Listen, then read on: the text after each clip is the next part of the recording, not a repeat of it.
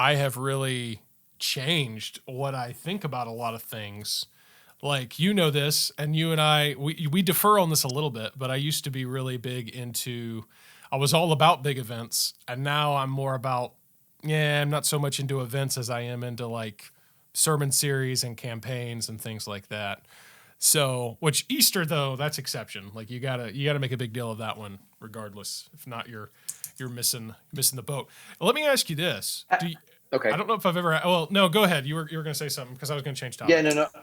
I was gonna say, since I mean I'm also onto that too. I mean I'm kind of like following your transition. I'm just not as far on it as you are, right? So I'm I'm still always more more like, radical.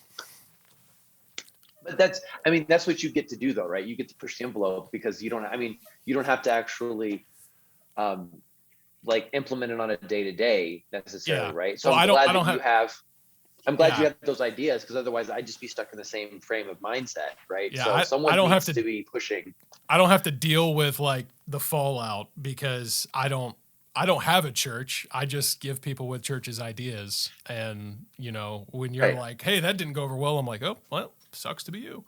like Um, like I always look at it, this, people look at it bad, like, but I mean, who should be the most progressive in music at a church? The music director, right? They should yeah, of always be the one course. pushing, and then someone needs to tell them like, oh, okay, all right, come in a little bit, right? I mean, so Yeah. that push and pull is a healthy thing.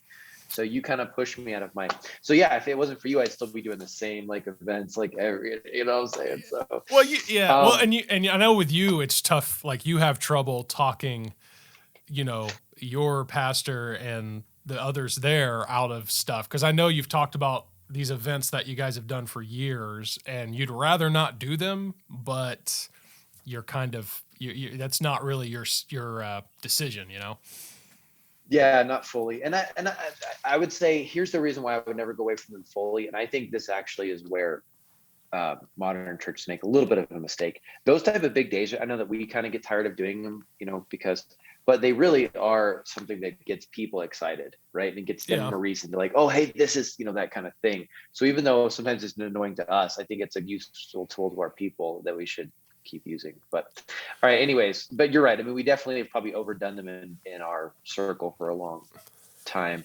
I always Yeah. say our circle. We're in the same circle. I'm never going to give up on that. Hey, Our I'm always circle's the same circle. you're right because my circle is the preach Jesus circle. So you're correct. It's Exactly. Exactly. but no, I mean I've got nothing against the events. My main thing has been, especially COVID kind of showed us this in a big way, is these attractional, there are certain churches really of all stripes, all flavors, if you will, that they're really big into, they're very attractional based, very event based, and it's all about, and I mean, when you think about the mega churches, they're the ones that can really get accused of that because it's all about, the next big thing and getting people interested. And I think I have seen churches get really caught up in such a busy, and all churches can relate, you can probably relate to some extent here, but I've seen churches get really caught up in event, in just having to keep up with the calendar, that Yeah. they're dropping the ball, if you will, in other areas of, discipleship. That's why I'm a big fan of, more about, we've talked about small groups and the value of those. And, that is something I appreciate about certain models of churches is and you guys, I see you guys doing this too. I mean, they really try to push people into the small groups, to find that Yeah. more meaningful connection. And so of course, there's always a healthy balance in everything. Absolutely. All right. So topics, unless you like kind of hoodwinked me, and that was actually, Well, that was actually really good content. So you're we're just in it. using that. We are in it Um, now. And nowadays, I do everything I can to keep from actually having to edit. So we're just going to keep this flowing, and and here it is. And you're getting raw conversation here, our dear listeners out there. I was going to ask you this though, with events in mind, and we're a little out of date here in terms of this will be relevant in another 11 or 12 months. I don't, I think I know your answer here, and I think we may have touched on it before. Do you guys do anything there, to acknowledge Super Bowl Sunday? Because I know that's to some that's taboo, and to others it's like no, fair game. I don't know. Maybe we've discussed that before, but that we're just coming off of the Super Bowl a few weeks ago, so I don't know. What do you guys do anything play to that at all? Yeah, yeah, we've taken all kinds of sides of the coin on that one. If uh, This year we didn't do anything with it, and I'm not against anyone who does anything with it. In fact, maybe in the future we do. I just kind of took the approach of, we can't do all the things, right? And so for us, it's not really, even if we tried really hard. There's a couple of mega churches in our town that they really make big hay on Super Bowl Sunday. Um, but even if we tried really, really hard, it wouldn't be a huge day for us. For the simple reason that we do we do have a Sunday night church, and so unless you're willing to A, cancel it, B, drastically move it, C, just turn it into watching the Super Bowl together. Mm-hmm. Being right in the middle of Super Bowl kind of hurts that. So I mean, the morning of we could do something, I guess, but we just and I'm not against it. I'm sure a lot of people have a lot of great ideas about it. I just felt like it's something we couldn't do that well, and something that's not really like 100% our flavor. And so trying to be something that you're not kind of tends to typically fall flat, and so it's not like a great option for us. But I've seen a lot of people do it well, and maybe I'll look at it in the future, but we just didn't do anything with it. So Yeah. I was just wondering because I don't know. I mean, again, I think you're right on. Like you have to be true to who you are, and forcing something. I mean, I think a lot of it. I don't know. Well, sports and the NFL in general is pretty commonly like it's pretty popular, no matter regardless of where you're located, at least in the United States. But I mean, you guys don't true. really have. There in your area, you guys don't have a local team necessarily. No. And so there anyway, so I'm sure that might play into it as well. But no, I've seen some churches, I've seen some churches go all out for it, and I've seen some churches hardly even acknowledge it's a thing. The pastor might make a reference to it in the sermon, hey, who's for this team, who's for that team, and that kind of is the end of it. So, no, like I said, I was just curious. It's not one of those things. That's not a hill I'm going to die on. That's for sure. But just curious because it is crazy how the Super Bowl has become just really a national holiday almost. And I think this year they set the record for viewers or something like that. So it's the popularity of that is so big. So anyways, I was just wondering if you guys had done anything with it. Yeah, and I think the compromise middle spot you could take, or like if you didn't want to go all in, for example, I know a lot of people have like the kids come dressed up on the day, right? Like the kids can wear anything sports or whatever. And I think that's probably a good position for us in the future is if it's not going to really like hit strong on the adult side. And for us, we're just not like a football church anymore. I mean, like 10 years ago, we would have all kinds of people, but I just think some people kind of checked out of the NFL and it's just not that big of a deal for us. But kids like anything dress up, right? So if we could tap into that in the future, I think that'd probably be a really smart move and stuff too. So, Yeah. I was going to tell you, I'm sorry, this is going to make you edit it now. I'm sorry. But I was going to say, if I don't know if you actually ever did this, but I was following some guy's post yesterday. I thought it was a really, really good idea. But have you ever done any episodes whatsoever on different ideas you can do to engage the community creatively with the gospel?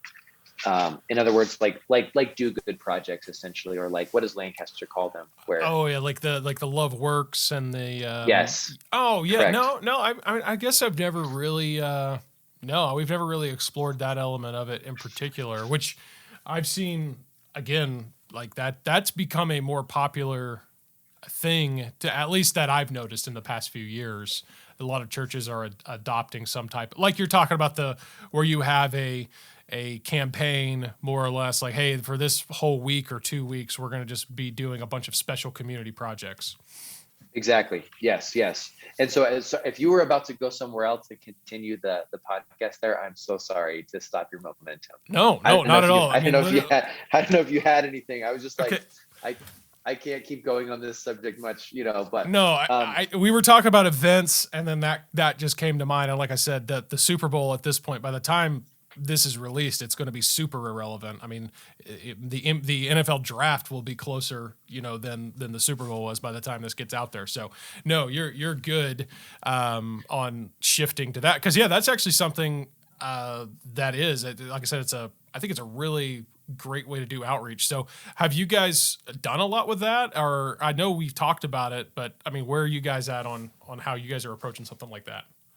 Yeah, so last year we did a campaign that we just simply called it Do Good, and based it on the verse that Jesus went about doing good.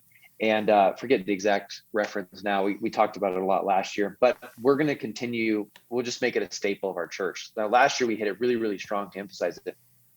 This year we don't have that exact theme, but I'm going to have a Do Good onboarding Sunday in the next couple of weeks. And so what we're going to do is I'm currently putting together a calendar of, okay, for this year, here's all of the Do Good projects we're going to do, estimated dates that we're going to do them. And then that will be in before we did it, a form people could fill out and turn in. I think this year we're going to try to lean more heavily into QR codes, because that's been really working well for us, both in the bulletin and then on the screens. And then people can just go on that online form and just pick. And so it was really simple. Last year, I think probably this year again, we had 6 different ones we did, which is a little ambitious. We ended up pulling off 5 of those 6, which I was happy about. But people could just put their name and their phone number, and then they could just click whichever ones they thought they would want to be part of. And then I get all that data on the back end. And then so as we came into July, we're having a backpack drive for back to school, right? I would just contact those people, those 30, 40 people. Hey, you said this would be something you want to be part of. Can you bring in a backpack now? And I just kind of sent out that general text for a lot of them. And people responded really, really well to that. So what I thought was really great was, if you're in church work, you're always trying to figure out, okay, how can I motivate those people that are kind of low connection to my church, right? Like, let's say they come 2 Sunday mornings out of a month. That's it. That's all they're giving you, or maybe 3 Sunday mornings. They're certainly not coming back on multiple services in a week. How do you engage those people? If you just stand up there and say, hey, we're all going to go out and, give out the gospel, whatever, they don't show up for you. And so I thought with this project, maybe if it's something like, could you provide a meal at Thanksgiving? Could you buy a backpack, school supplies? Would they get involved? And they did. It worked really, really well. So a lot of those people signed up for multiple ones throughout the year. In fact, we found that of those 6 events that we offered, if someone signed up, they averaged signing up for 3 different ones that they wanted to do throughout the year. Wow. Some of them were super easy, right? It was just like they bought a backpack, they dropped it off. But then some of them were like our oil change Saturdays. We did 50 oil changes for single moms on a Saturday. And so we had like 16 guys that showed up here, and they were just getting cars through, right? We bought all the stuff. It was a pretty expensive Saturday for us. Yeah. Just at $1,000, I think. I'll say 50 cars. That's a lot. I mean, that's impressive. You guys should open a shop. That's pretty good. 50. Yeah. We were churning them through like Walmart, Yeah. So we started at like 8 a.m. I had an 8 to 12 crew, and then I had a 1 to 4 crew. And I think they got done at 4:30 with the last one. But that was super impactful. And side note, we can talk about this, but I mean, it blew up all over social media too. And this is what I thought could happen, and it worked. Even people that were, they didn't need their car done, right? Or they were married, they had a husband, they were great. They didn't need that. They still were jumping on and commenting, like either suggesting people, tagging them, or just saying like, this is so nice of your church to do this, and that kind of thing. So even if it wasn't someone who came, the positive kind of energy and feedback that we got from that was really, really huge. So I'm going to do that again in a couple of weeks and just lay out this year. I think I'm just going to pick 5 and do them. I got a really good idea yesterday of 1 to do. And so, I mean, we can go into different ideas that you can do, but I think that if your church has only like traditionally been, soul winning and passing out tracts or whatever, that's good. Maybe it's time for you to pair in like 1 or 2 in a year of just a, Love Works or Do Good or whatever you want to do them. Community projects is what we call them. And I think a lot of your marginal people will respond really well, and hopefully it's a good stepping in point for them, right, to get involved and to try out something else. Yeah. Well, there's a lot I want to unpack there. So first of all, so what you guys do is it's essentially an ongoing campaign, right? You kind of have a launch date, in the spring where it's like, hey, we do make a big to do of signing up and getting involved with it, but the events are spaced out throughout the remainder of the year. Is that what I'm understanding? Correct. Yeah. So we went ahead, since we knew it was going to be an ongoing thing and we liked the name, right, of Do Good Community Projects. We went ahead and got a logo for it. It was like a background of our city and then the logo in front of it.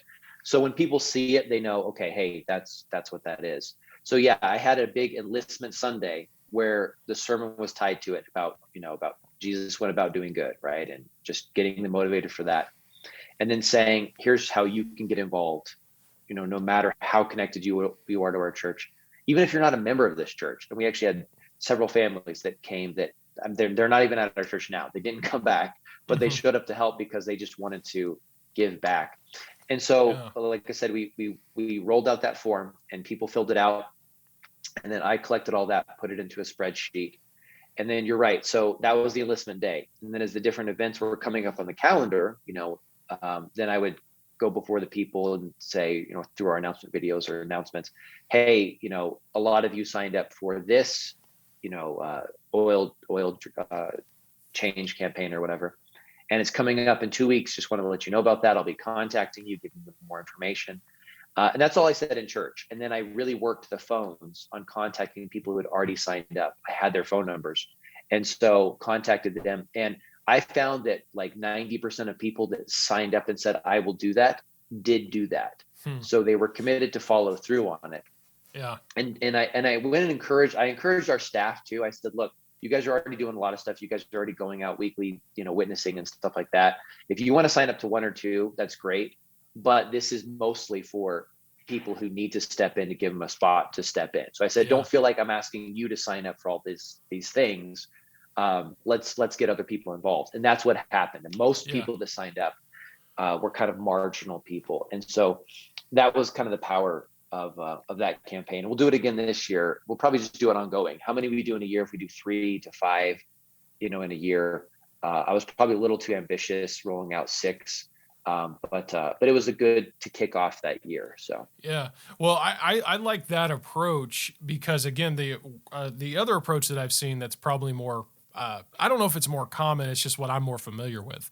Is you do a campaign like that, but you do it over the course of like 1 or 2 weeks. So you're packing all of your opportunities, your activities into just like a span of like a week or two. And, again, the church that I used to work at, we would do that, and they've been doing it for years, and that's how they do it, and it works for them. And they're a larger church, so they're able to do a lot. I mean, they're able to cram in a ton during that week or two. But I like this. I like how it's, first of all, it's saying, hey, there's no sense of, a sense of urgency can be good, but there's no sense of, hey, you got to do this now, whatever. It seems to me like you're more saying like, hey, if you're interested in this, here's what we're going to be doing. Let me know, and then we'll get back to you and provide the details later. It's kind of like a no commitment thing, but yet you're saying, 9 out of 10 people are following through on it. And so, yeah, I love that idea of just continuing it throughout the year, as far as like setting up these different, events every month or two, or probably every 2 to 3 months with you guys, and having those opportunities. So what are some of you talked about the oil change, but what are some of the like activities that you're offering? Yeah, and I want to touch on something that you said, because you're right. I didn't even think about that, but a lot of churches they'll just have like a community doing good day, right? Yep. All, and like 6 different events are all happening on that one day. Yep. And we thought about doing that, but there was certain things that we wanted to do were tied to a time of year. For example, the backpack drive for back to school. That's really important in like July and August. August, really, you need to already be delivering them. But and then we did a Thanksgiving outreach where we fed all of the officers and firefighters and stuff. So we couldn't. What I wanted to do wouldn't all fit on just one time of year. But what I did like that we did, you're right, since we just asked people like, hey, anything you want to sign up for, just check a box. And with someone signing up in February for something that's happening in November, everyone's like, oh yeah, I can do that. If you were asking them the week before, they'd be like, oh, I don't know, my week's really full. But by people committing under a low pressure environment, people signed up for quite a bit. And then when you contact them and say, hey, this is coming up in 2 weeks, I'm sure that for some of them, they're like, I'm busy, but I did say I would do it. And so they went ahead and did it. And then of course they're happy that they did it, right? Because it makes you feel good. You're fulfilling the law, a love of Christ and stuff. And so I think that the way of doing that's better. But however people want to do it, I think just try 1 or 2 events this year and just see. And I know it sounds like a ton of work, but also I did want to point this out. If the event we were doing was a little bit bigger in scope, like for example, the oil change, there's like 50 different cars. I am not a mechanical guy. Like you and me have this in common. Like that's not my thing. I take my car somewhere else. So I don't even do my own. I just, of the people that signed up, I found 2 guys on there that I knew that they had a little bit of time, super great guys. And this was kind of their wheelhouse. I called them a month out and I said, hey, would you guys just run this for me? You run this shift and you run this shift. You coordinate the people, send someone to buy the part, buy something if we didn't get it, whatever. And they agreed and they were like super happy because they're not people who like stand up and, mechanics aren't typically people who stand up and like they're comfortable, speaking in front of people or delivering whatever. So for them, they took it really seriously and it was a big deal. And I knew I could do it well. They did it great. And so if you have a bigger one, handing it off to somebody to either help you run or to run is very, very useful. So a lot of these things were just happening. That Saturday, I came in the morning, I shot some film to put out on our Facebook and I left. I just went and did my regular visits like I would on Saturday. I didn't even stay around and they just handled it all and thanked me for doing it, So, I mean, that was really great. So, okay, we'll jump into events then. So here's a couple that you can do that I think can be helpful. Some of the ones that reach out into the community pretty well is this one we're going to try this year, and I'm really excited about it. And that is just promoting people in the community to have a family night. And so I stole this idea from another church, and I would credit them right now if I could remember who it was, but I thought it was a great idea. I don't know if they're watching or not, but they had, and they put it out on social media, and a family could put their name in there, or someone could suggest somebody else or whatever. But what they did was they would deliver you on a Friday night, and they picked like the 4 Friday nights of a month, which I thought was kind of smart. And they would have delivered to you a pizza, and depending on your size of the family, either one large or 2 large. And they did it pretty simple. I'm sure they had like kind of a deal with a local pizza joint because you could just pick like a pepperoni or a cheese. They just had a couple of options. And then that would come to your house, and they would also drop off some type of board game at your house. They said that they got cheap ones like card games or like just smaller, cheap games you get for $5 or under. And so they would deliver that to someone's house, and they just say, just stay in and just have a fun family night, eat together, play this game, just make some memories. And that went off really, really good in the community. And so again, that's something that you can scale. If you're a smaller church, you're new at this, could you do that for 7 to 10 families in your community? What would the cost of that be? That's easy. I think they were trying to do it for like 40.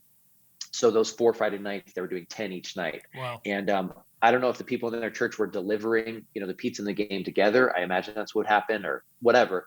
But obviously your people get involved in taking that to someone's house. And of course you're at someone's house, you can also say like, hey, we'd love for you to come and check out our church sometime. And that's all that you do. You leave. And that was the opportunity. So I thought that was kind of neat. Promoting family Friday nights or whatever they called it was a pretty cool idea. Yeah. Hold on. Let me ask you this real fast. So with that, I may have missed this. So how did you select the families? Was there a sign up for that? Like, hey, sign up to, and you explain what it was, and you just had people sign up and say, oh yeah, I'll take you up on that. No, thanks for saying that. Okay. So no, they put it on on Facebook and on Instagram. They ran it in community groups in their city. So every city has, our local city here has, Rio Rancho sells where you can sell stuff. And then there's different communities. They have a Rio Rancho parents group, a parenting group, and a mom group, and all of that type of stuff. So what it does take, and this is a good thing that you pointed this out, is, and I'm kind of this for our church, you need one person in your church who's pretty good on social media, and they are in a lot of that city's community groups, right? And they're in any town you're in, there's some type of parenting group, or where, where your city gathers on Facebook or on Instagram, whatever. So they just threw it out there and said, hey, this is our church. This is what we want to do. If you want in, comment below, or if you want to suggest someone, comment below or whatever. And then they just said, hey, we can pick 10 a week is what they did. And so, I don't know how they picked, that's kind of up to you or whatever. It's not people inside your church, obviously, it's people in the community. And so your church just helps to get it done. And also, if you are, let's say that you are a smaller church, let's say you're tight on finances, when we're coming up to a big one like this, it's going to cost the church a lot of money, like a Wednesday night or, some service before, we'll say, hey, we're going to take up an offering tonight as an others offering to put on this community project. Yeah. So people in your church that, let's say, they can't be involved, right? They don't know how to change oil, they're working Friday night, whatever. They can be involved by giving. And so people feel good because I gave to that project. And we make a big deal. Like, obviously, if you gave to this project, or if you came and you pulled off this project, or if you prayed for this project, all of that goes together to be an important part of pulling off this project. So I'm going to go a little bit of a rabbit trail I'm going to chase there. I do notice that I remember that about your church, and I don't think we've ever discussed it. Is it every midweek service, which for you guys is your Wednesday service, is every time you take up an offering, is that always go to another cause, or is it like once a month? Or because I heard that you guys did that, and I thought that in general is just a really cool concept. Yeah, every Wednesday night we have an others offering. Yeah. And so people, if someone gives, legally, if someone gives and it's marked as their tithe or marked as missions, or they designated it somewhere else, it has to go there, and we put it there, obviously. But yeah, every single Wednesday night, we bring a need before them and say, this is what we're doing it for. Yeah. So like 3 or 4 Wednesday nights headed into camp, we try to send campers to teen camp, or whatever else. But yeah, that was something that, and it's worked for us. God's blessed our finances more than the last 3 years than any time I've ever seen. But from back, probably 20 years ago, our pastor started that, where every Wednesday night, it's going to some cause, not us, somebody else. I think that's awesome for obviously, because, and again, we're rabbit trailing a little bit here, but I actually think it will circle back into like the bigger conversation here. Cause I've seen other, churches do, for example, this one church I know of, they do a Christmas offering. And they start it like the Sunday after Thanksgiving, and then they run it up until like a week or two before Christmas. So you got 3 or 4 Sundays of this campaign. And like you said, unless it's designated otherwise, everything that comes in for those 3 to 4 weeks of giving goes to local charities that they've partnered with and whatnot. And I think when your church does something like that, and in your case, you're doing it weekly, that speaks volumes of saying like, hey, because the cynical people out there, they can accuse churches of like, oh, you just want my money. You just want to build more buildings and pay yourself better and whatnot. Like I said, and ultra cynical people think that way. And in your case, like I said, you guys are doing it every week. You're saying, nope, here is a cause that everything that you're giving tonight goes towards that cause. And I think that's awesome. Because I remember being out there for one of our video shoots, and that's the first time I was ever introduced to what you guys call it the others offering. I was ever introduced to that concept because we were out there, we were producing this video for other churches, and you guys were just generously hosting us. And this was really it really was. It's a charitable thing, if you will. We're doing this. We want to get this out to other churches. And I remember your dad, the pastor, standing up saying, hey, this offering, all the funds that we get tonight goes towards the production of that. Now, that is the least of the charities out there of us making a video, but I think it's just really cool, a really cool concept. And so that's why I wanted to kind of park there for a minute and chase that rabbit, because I think it ties back into the overall concept of, because that's something I was going to say about these things is, this is just a really, at the core of it, it's just a great fulfillment of the purpose of the church. And that is to reach out to touch people and to not do it with any expectation of getting anything in return, because again, the cynical, the critical can also accuse the church of, okay, yeah, you do that, but again, you're just trying to get me to come, you're just trying to get me to attend. And yeah, like you said, you might mention like, hey, yeah, here's some information about our church. We'd love to have you stop by, but the heart of it that you're coming from is, no, you're just helping, and probably the majority of lives that you're touching and families that you're helping and through these activities, they'll probably never set foot in your church. Sure. But it doesn't matter, because that's not the point. So that's what I love about these different just community outreach events, because I've been guilty of it in the past. I have in the past made the term outreach and marketing synonymous, because just for sake of maybe trying to help a church leader understand it better. But the truth is that they're very different. True outreach is actually reaching out just to help and to serve with no expectations, like I said, in terms of there's no return, at least earthly return, on that investment. Whereas with marketing, okay, yeah, we're having a marketing event, a marketing campaign, because we want to, and there's nothing wrong with either approach, but we're doing a marketing event or campaign to intentionally get people interested in getting involved in attending our church. It's a good distinction to make. And these events being outreach based, I think is so important, because which again, I think that the vast majority of churches out there don't think this way. But if you're going into it with ulterior motives of just hoping to convince people to come to church because your church was nice to you, well, obviously that's when those events they're going to flop. They're not going to do well, because they're at the core, you have to do this because you genuinely want to serve and help. And again, that I would say that the vast majority of churches out there, that is the case. Right. Yeah, the number one, if you just look at, okay, what does the church get out of this? For example, the number one thing you get is your people serving in that capacity makes a huge difference in the way that they look at their church, the way they look at their spiritual gifting, and the way that they feel about their involvement in the church. That's the number one thing that we found that's the biggest win. And then number two, obviously, you're getting a really, really good reputation in the community. And like you said, there's a lot of people that think that churches are out there just for themselves, just as money making, just as whatever, bad motives. And it's not accurate in a lot of cases, most cases, but that's the way they perceive it. And so something like this really goes a long ways for giving you a good name in the community. And then, hey, look, maybe in the future, someone goes, yeah, no, you know what? I remember that one church, and that's where I would like to go or whatever. And so, I think it's really, really big. And two, I don't think you should be scared of just saying like, hey, this is from our church. We just wanted, to bless you guys. And if you ever looking for church, we'd love to have you come. And so, if you were taking for a family Friday night, what we did is we would make up a flyer, that says like, here's what we do for families. Here's our kids wanted program, right? Here's what we do, whatever. Because, the people you're taking it to being targeted, they have kids. And I just leave and say, hey, here's a flyer. This is what our church does for kids. We hope you guys have a great night. Boom. That's it. So I don't think you should cheat yourself out of an opportunity to say like, hey, of course not.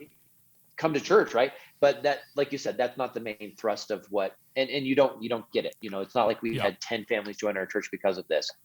We had a lot of people serve because of it. So I think it's good. So I mean, it's just a really healthy thing, because again, you are cultivating that spirit, that sense of just service amongst your church, because it can be really easy. Again, I play the hyper cynical person over here, but I see it with, and again, it's the minority, but there are those who think that the church, like you said, they're just trying to reach us or whatever. And then there's also this sense of people who within the church, if you don't give them opportunities to serve, well, then they start to get the idea the church is about serving themselves. They come to church so that they can get their needs met and so that they can be served. And, this is something that obviously that's not what the church is all about. So giving these opportunities just cultivates the right heart and is creating a healthy environment and culture there in your church. Yeah, it's huge. It's huge. So do you want to go through a list of a couple things someone could try if sorry, we chased a few rabbits there, but I wanted to keep talking about the different ideas of activities because I think we've only gone through a couple at this point. Yeah. So we talked about the family Friday nights that you can do. Also, a lot of churches, it depends on, and some of these are market. This one didn't work as well for us just because we don't have a big transport market around here. But churches they'll give free coffee and donuts to people hopping on public transportation, buses or whatever else. Maybe that works well in your community. We did that right before Easter, and so we gave them a coffee and donuts, and then also an invite to our Easter campaign, and it was a way everybody took that and received it. We actually had several people come in and visit on Easter because of that, even though it was like 15 minutes away from our church. And so it wasn't the best for us, but it worked. And we had people out there at 6 a.m, just passing that kind of stuff out. So that works really well to be able to get it out. Another thing we did was since we were doing this throughout the pandemic year, we did twice on 2 occasions where we brought dinner to our local hospital for the nurses and the staff there. This was a pretty pricey one, but we raised money for it, asked people to give towards it.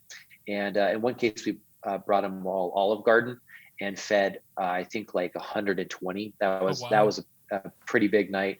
But it was really, really well received. People they had already been dealing with it for like a year in the pandemic. So the nurses and different people that were there, really, that one went over very, very well. And we were able to pass out that food. 2 other occasions in another local hospital, we did breakfast for them coming in. And so we did some different, I think that one was donuts, and they said energy drinks were really big at the hospital. So we had a bunch of different kinds of energy drinks and coffee or whatever else. So we did that on 2 different occasions. That one went over really well. We also had a nominated teacher for a free lunch. This worked out pretty well because everyone likes their kids' school teacher, typically. So people would comment to different teachers. And then we picked one a week, and we did this for like a month or 2. And so it didn't cost us very much at all. And so we just contacted the teacher, hey, you're our teacher of the week. And we kind of highlighted them, in our Facebook or whatever, in where they taught, how long they'd been teaching, if they were okay with that information being out. And most people are, they're proud of what they do.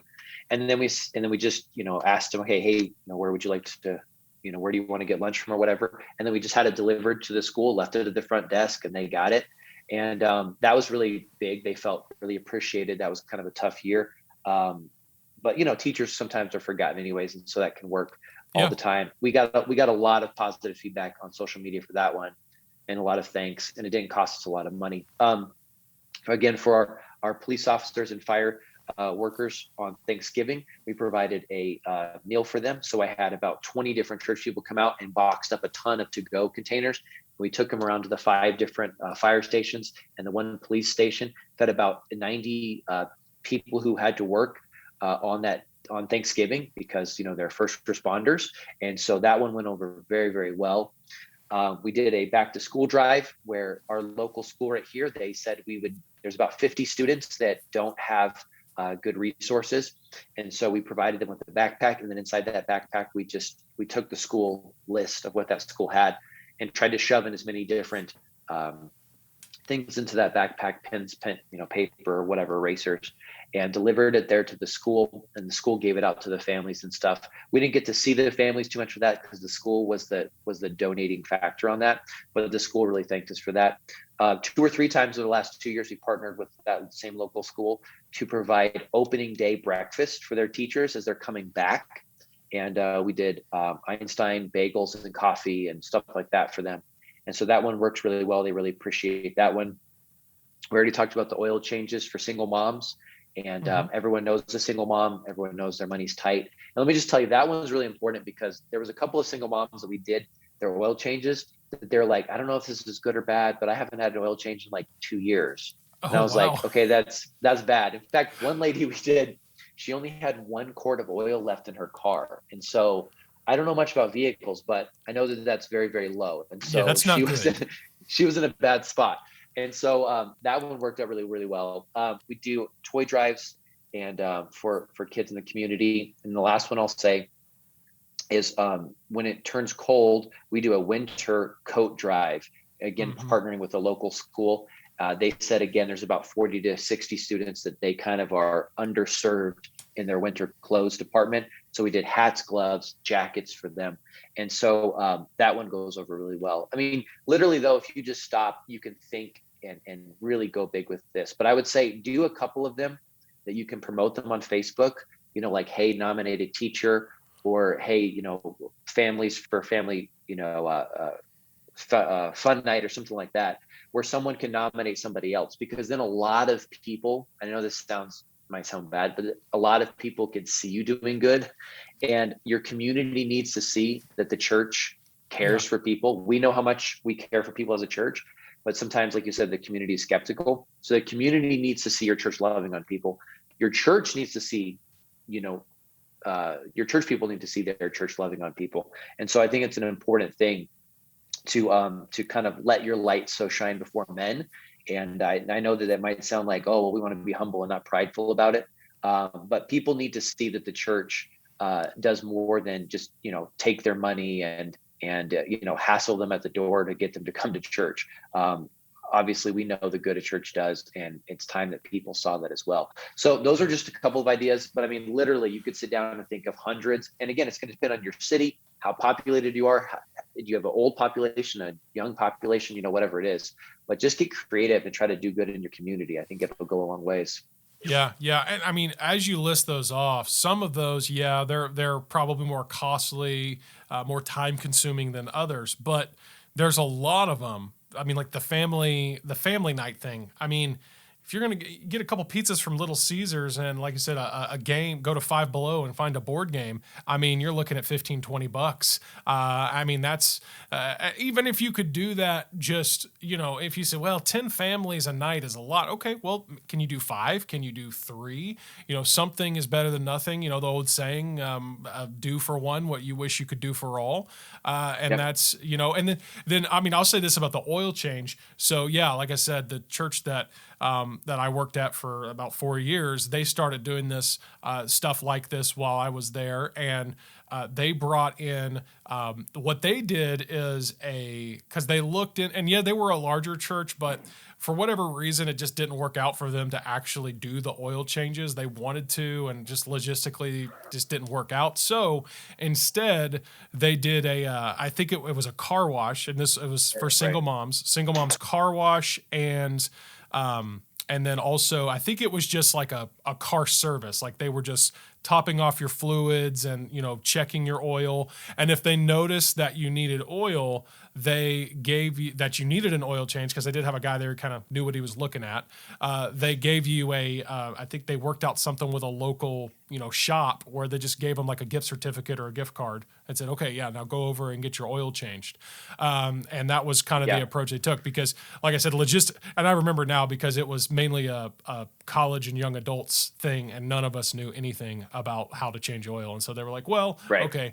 So that's what they came up with. But again, even then, I mean, that's a little bit more cost effective, if you will, because first of all, you're not giving everybody an oil change necessarily, but you can wash everybody's car. You can, that's all relatively affordable. And so I think if you can't do something specifically, you can do some variation of it, and just starting somewhere and doing something is going to make a big difference. Because I'll say this, going back to what that means to your community, I think one of the biggest assumptions that churches make is that their community is aware that they care and that they exist. And that's not necessarily the case. Again, using the church I used to work at as an example, just kind of made that assumption for years that, oh yeah, everybody knows about us. We're an older church. We're a bigger church. We've been here forever. Everybody knows. And surprisingly, we were shocked at how many people, when we started doing these community outreach activities, were like, oh yeah, they'd either forgotten about that church, or didn't realize there existed, or, were like, oh yeah, I didn't know you guys did stuff like this. Because really, they hadn't been up to that point. And now the church actually has a really good reputation amongst their community and their local government officials and so forth. And so again, it's not about recognition, but it is, when it comes, again, churches are doing this from, I give everybody the benefit of the doubt that they're doing it from the right spirit and the right heart. And you are representing Christ well when you do this. And that is very important, and something that churches need to consider. Absolutely. Especially if you're talking about cost of budget, if you just do a nominate a fill in the blank, like, we did Yeah. a coworker, right? Like a comment, nominate a coworker, tag them here, right? And then tell us why this coworker deserves a lunch. And people would just brag on other people. And then of course that person sees it and like, man, thank you so much. That's great. I didn't know you noticed that, or I didn't know you appreciated me like that. It gave people an opportunity to brag. So everyone won, even if you weren't the one that was not, picked, by being nominated. Obviously that kindness just kind of like built. And it was crazy how much people like just ran with that to brag Yeah. on somebody else. It wasn't even about the lunch anymore. It was just about people being, kind to one another. And like, that's great. And obviously from a oil change standpoint, the reason I almost didn't do it, because I realized there's a huge liability in having cars up. So for some of you, when I say that, you're like, you're an idiot. That liability is insane. And now you're that you're pointing right. it out, I'm like, oh yeah, I could see that Now that you're saying that, everything that could go wrong, right? And so we did it, and it was really successful. And so if that's not your cup of tea, just do something. Because like you said, you might assume, all of us, since we work at our church all the time, if you're full-time ministry or you're at least there a bunch, you assume that people know who you are or really like you, right? Or have favorable impressions of you. And maybe that's true, but also maybe they don't even know who you are, Yeah. And so all of us could use a little bit more kind of recognition in the community if we're trying to reach our community. And so, yeah, you're right, man. Being a long-term partner for community is huge, because you don't plan on shutting your doors, next year. You want to be there a long time. So you need that goodwill and community spirit, right, to kind of grow into people's hearts. So yeah.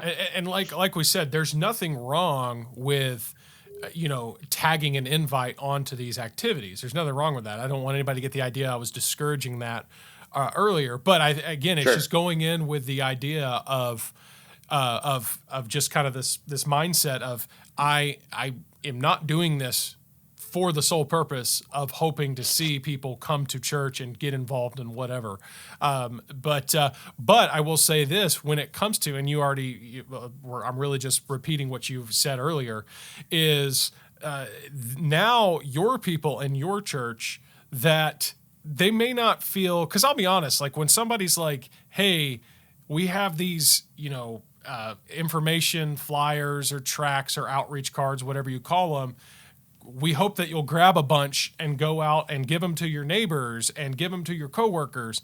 I can really see why people are like, that's weird. That's awkward. How do I just organically walk up to somebody and hand them this and invite them to church? I can see how there's nothing to break the ice.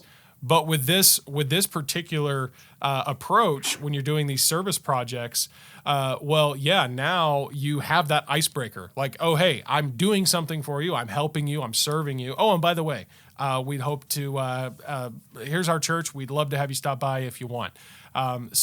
Again, it gives those people that otherwise they're probably, because you mentioned mechanics, people like this they're shy, they're to themselves, they're introverted, people that otherwise would probably maybe never invite somebody to church or go up and ask their coworker or whatever to no, but now again, this gives them a reason and an incentive to do it. And so I think there's just so many benefits to these community projects. Absolutely. And the last thing I'll say is we try to be very specific, because what you said is true.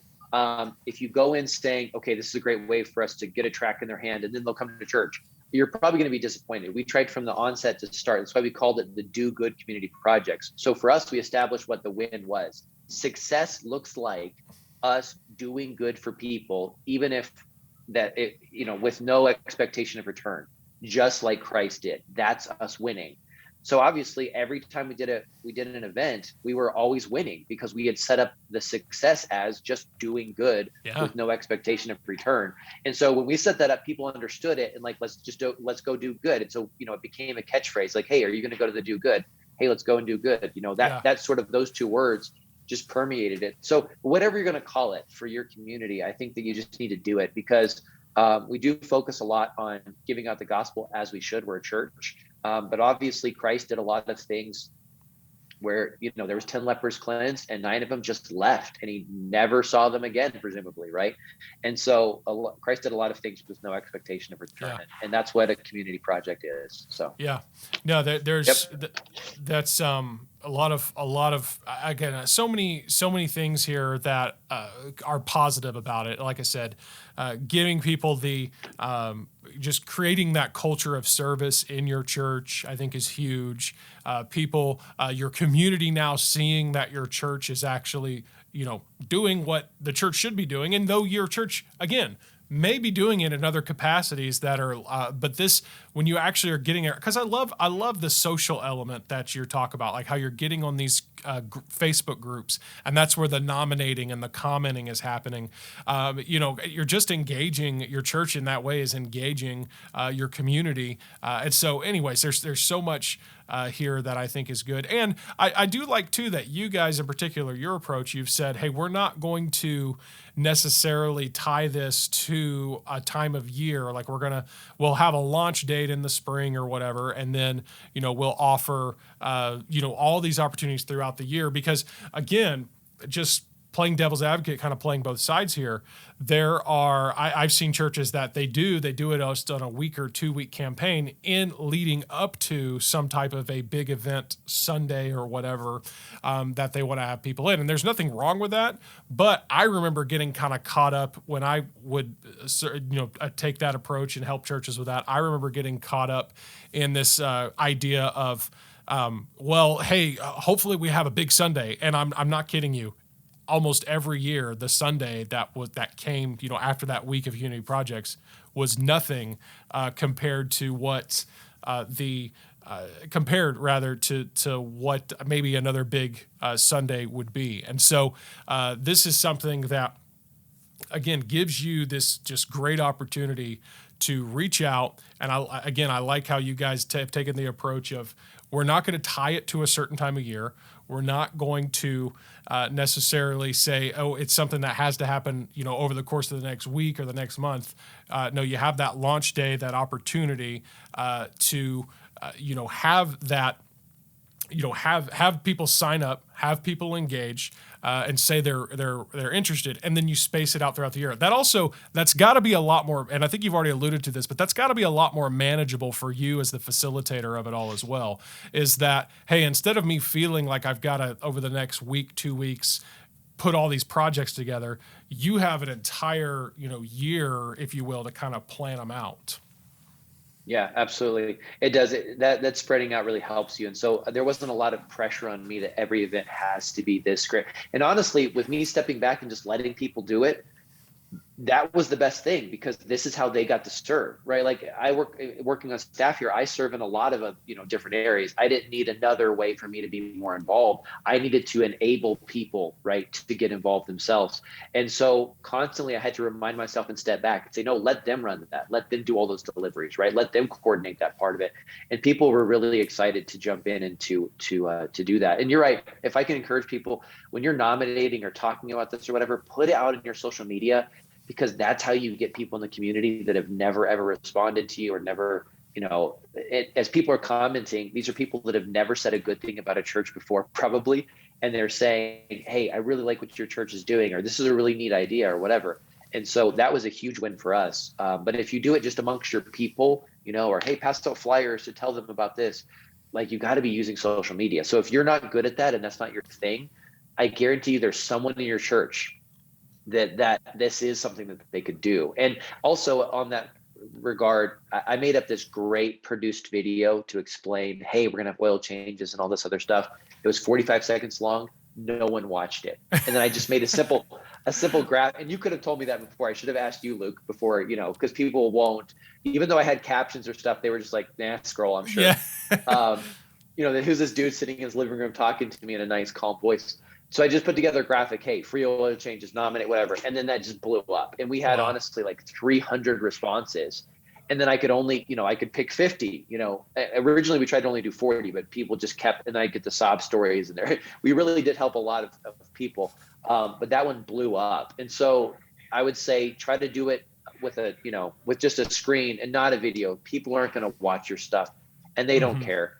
you got Yeah. to find another way to reach them. So yeah, Yeah. but Well, that's actually, again, I'm a slight rabbit to chase there about the difference between using a video and using an image. There's actually, this is a pretty big lively debate in the digital ad community of which one works better. okay. There's a lot of data that suggests, well, that's the thing, a video works when it works. And I know that's an awful way to put it, but what I mean by that is when somebody actually, taps the video and they watch it or they read the captions and they watch through it, it's very effective. Getting people to do that is a whole other thing. And so, yeah, I would say you were and you just learned it by doing it, but yeah, just by saying, because I mean, this is something like that is such a simple concept. Free oil change for single moms. Okay, well, great, and what I love, again, now I'm really rabbit trailing, is how churches, there's no doubt churches and people out there that they are creative, and because like myself, because I've been this person before, and they're thinking, okay, what creative name can we come up with for this campaign and whatever, and Right. and you guys are like, do good, and honestly, like, that is just simple and clear, and everybody knows exactly what that means. And so, I again, to conclude that, chasing that rabbit, and I'm going to go ahead and kill the rabbit so we can get back on the main path here. Just in all of, as you're thinking through this, don't let that be the reason that you get hung up. Oh, I can't come up with a clever name or a clever approach. There's no trademark on do good because you stole it from scripture, basically. And so just Yeah. use that or whatever it is. So, but overall, I again, kind of coming back to, like I said, getting back on the main path of how I started to chase that rabbit there. I do love that you guys had that social media component. That's because I never really even considered, like you said, the local community groups, because they're all over the place, like you said, for your local area, and so that's just brilliant. Right. And the cool thing about this is what I love, if I could just pound this again, the nominating someone thing. If you just made a graphic that said free lunch for a coworker, for example, right? And then nominate someone who, whatever. There are people in these community groups, just like anything, that they're always on those community groups, right? And there's a lot of Facebook users in your community, for example, use Facebook, that they're never in any of those groups. But someone tags them and now they're sucked into that thread. And then someone tags someone else, they're sucked into that thread. Yeah. So then pretty quickly, you've got over 100 people in this thread, all seeing your church name, right? All getting involved in this, whatever that is. And I know it's not about you being visible, but I'm just saying, like, that's how it grows once you put it out on social Yep. media. Because if not, you're never going to get out of that silo of the 100 people that attend your church, but you're trying to reach 500 people who don't, right? To get them involved in this, who don't attend your church. And maybe it gives you a little bit of, oh, I remember that church or whatever. And I always look at it the long game. If we plan on being in this community for another 33 years,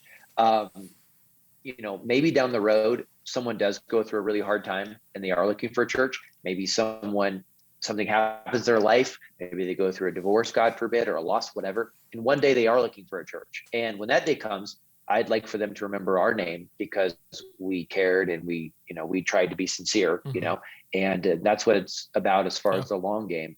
But you're right though. You got to come in with good expectations of this gets our people involved. We're trying to follow Christ's example, and that's what it's about. So yeah, I mean, there's 100 different ideas. And like I said, if you're in a small town, maybe some of these don't work as well for you. Something else works for you. But there are people in your community that everybody loves. A coworker, everybody loves. The police officers, firefighters, nurses, teachers, and so helping to nominate and shed a light on those people really does really well, and stuff like that. So anyways, find a need and jump in and get involved. Yeah. Well, and on an even broader scale there, you talked about how playing the long game, how maybe one day, years down the road even, somebody might remember your church. But like I said, to take a step back and look at it on the broader scale, it is unfortunate how many people have a negative perspective of church and of Christianity, of faith in general. And who knows, maybe just because of this, a few years down the road, even if they're relocated in a different state, different city or whatever, they might think, hey, you know what? That church showed me that there are good churches out there. There are people that love, and that and then that could be what ultimately brings them to Christ and gets them involved in some church community somewhere.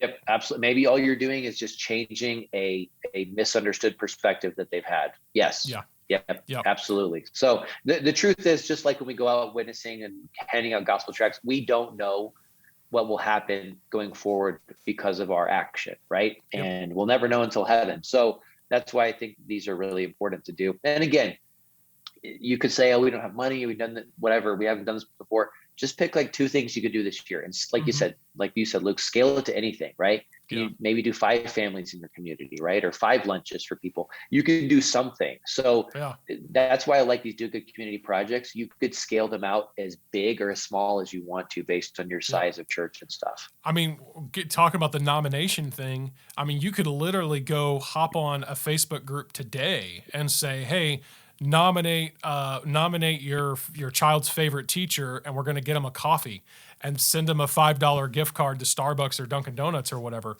I mean, again, who can't afford that? I mean, whose funds are that tight that you can't afford to do that? And there's virtually no logistics there. You just get on the group. You don't have to have a big launch day, a sign up day. You just do it. And I think the overall point here is, again, you start to engage with your community, and obviously a lot of good is going to come out of that. So I'm glad we did talk about all this, because this is something I could say that we've never. I don't remember ever discussing anything. Maybe we've touched on it in the past, but should be some good fresh content for everybody out there. Absolutely. The last thing I'll say, I've said last thing I'll say like 5 times now.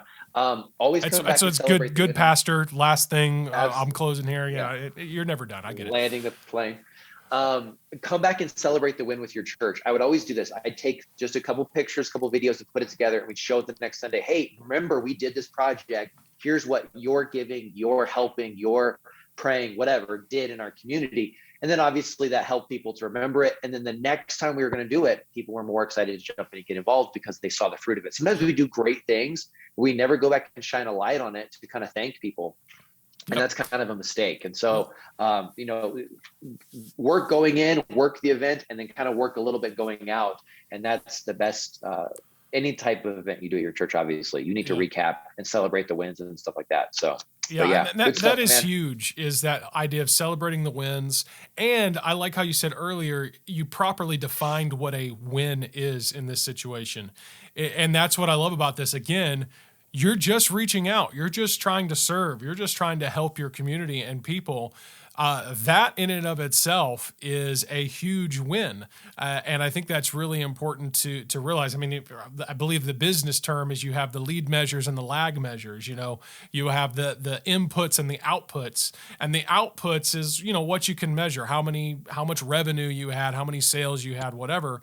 But the inputs, while the inputs will affect your outputs, you can't necessarily control those. And I do see that. I see a lot of churches get really hung up on, just in general, on these lag measures, on the output goals. They say, oh, we want to have this many people, come to our church on this day or throughout this campaign or whatever. And the truth is, when you're doing it this, it's like, no, we just want to do this. Maybe you focus more on the input goal of, hey, we want to be able to do 5 community projects this year. That's a pretty, it's a goal that you can attain, that you can do. And it doesn't matter necessarily the results, because the results are there. And like we said, you just may not see them for a really long time or really ever. But I think that is important, like you said, to properly define these wins and then to celebrate those. Yeah, I couldn't believe how excited our people were that we were doing something like this. And so anyways, it's just, I know it'll be a blessing. I know you'll like doing it if you just organize a little bit and do it. And if you're not creative, grab someone in your church who is. There's someone in your church somewhere, right, that's good at social media or can advertise this or can help you think of these ideas. And so, do something in the community. But Love it. Well, hey, that was that's good stuff. That's very insightful. And as if the viewer listener out there didn't figure out, like we got on this and we were like, oh, what are we going to talk about today? We usually do. I will say that we usually have some talking points we're going to hit or whatever. But today we were like, oh man, we kind of forgot. And so, and then, about, 15 minutes in, you were like, hey, we could talk about this. Okay, yeah, let's do it. So I think it wound up being very beneficial. I enjoyed the conversation if nobody else did. Me too. Absolutely. No, thank you. And like I said, I saw a post from some other church yesterday, and it reminded me I need to get to plan it all out for this year. So I'm glad for that timely post, and I'm excited to be able to roll out some more good ideas. Hopefully you'll take a risk on doing some stuff too. What's that Luke's always talking about? Try something, right? Try something new. And so maybe it's time for you and your church to do good in the community by trying something new this year. Yeah, and to me, again, I can't emphasize this enough. This just seems so simple.